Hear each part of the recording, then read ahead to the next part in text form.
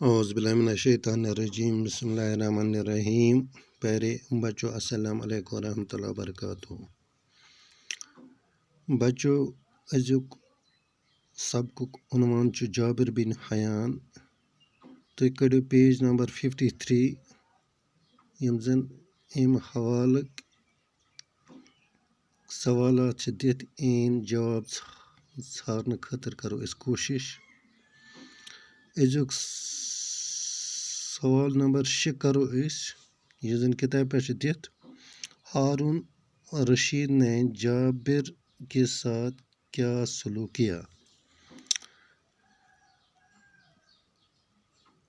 जवाब खलीफा हारून रशीद ने जाबिर को इनाम व इकराम से नवाजा। सवाल नंबर 7 लेबॉर्ट्री किसे कहते हैं? जवाब लेबॉर्ट्री इस जगह को कहते हैं जिसमें मुख्तलिफ किस्म के तजुर्बे किए जाते हैं। सवाल नंबर 8 नाइट्रिक एसिड को किस धात के बर्तन में रखा जा सकता है? इमें जवाब नाइट्रिक एसिड को सोने के बर्तन में रखा जा सकता है। सवाल नंबर 9 जाबिर बिन हयान को इल्म कीमिया का बाबा आदम क्यों कहते हैं?